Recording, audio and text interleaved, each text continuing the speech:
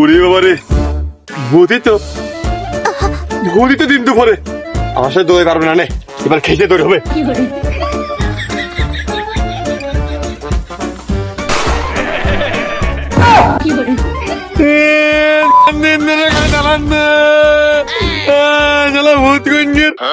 ভূত তো হেনে, তার মানে এদিক ফাঁকা, এদিক জোরে দৌড়ে মারি।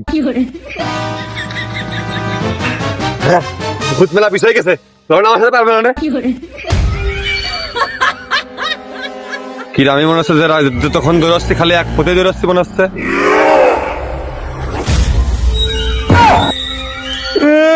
সামনেও ভূত, পিছনেও ভূত, জানি নাই বাই মার দিতে হবে।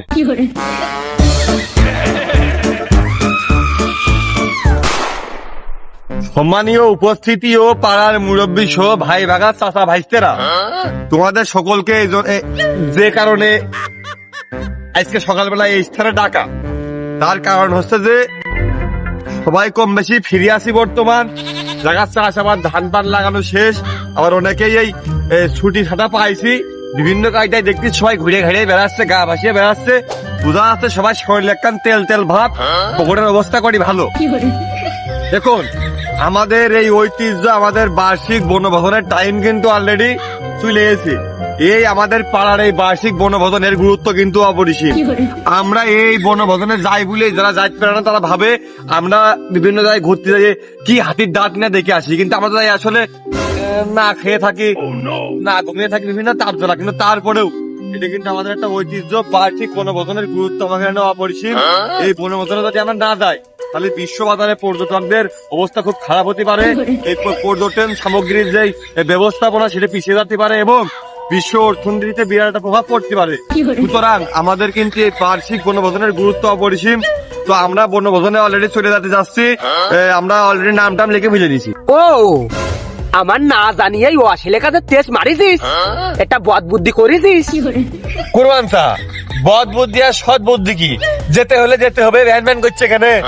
এই খালেক শোন, তোর 700 জমা আছে, তুই আর 300 টাকা দিবি।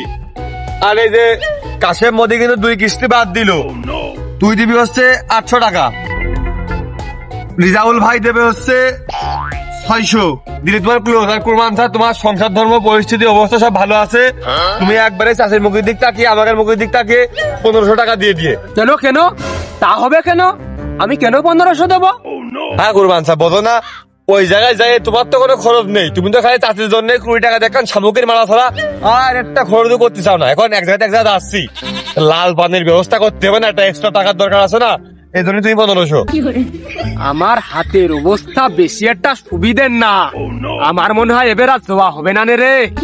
না সে জানি, সে আমাকে জানা আছে, ওই যে 500 টাকা বেশি ধরেছি, এদিক পুঙ্গার তোল দিয়ে 5 লাখ চলে গেলে তুমি ঠিক পাবা না।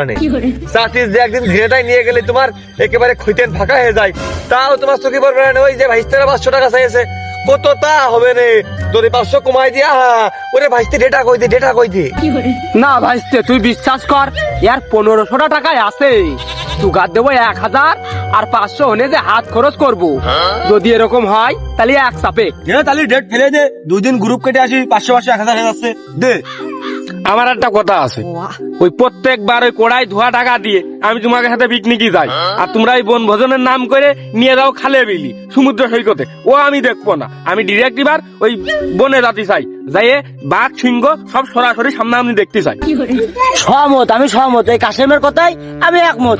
আর ওই ভোজনটা জন্য এবার যুদ্ধ হয়। তাহলে যা, আমি আর কি কব, তোরা যা ঘুরে আয়, আমার আর এবার যা আসছে না রে। কি চাচা, হুট করে দুম করে কত বড় একটা সিদ্ধান্ত নিলে তুমি? সংগঠনের সবার সাথে আলাপ আলোচনা করতে হয় না? না ওই যে চলে যাচ্ছে, তোরা তো একু চাপলি নে, হ্যাঁ না কিছু কলি নে, চলে যাচ্ছি বাড়িতে, তো চাষির নে একটু জোয়ান পার্কে ঘুরতে যাবা নে। 1500 টাকা চাইছি বলে যাবে না, 500 টাকা বেশি চাচ্ছি রে।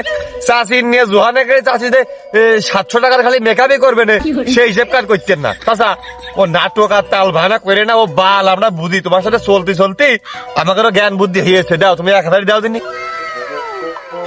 তোরা ভাইস্তে মানুষ যখন আমার থেকে তোরা যাবেই নে, আমি না গেলে তোকা জোয়া হচ্ছে না, তখন আর আমি না করতিস নে। চ একদিন যাই আমরা ঘুরিয়ে আসি, দে ডেটমেট দে।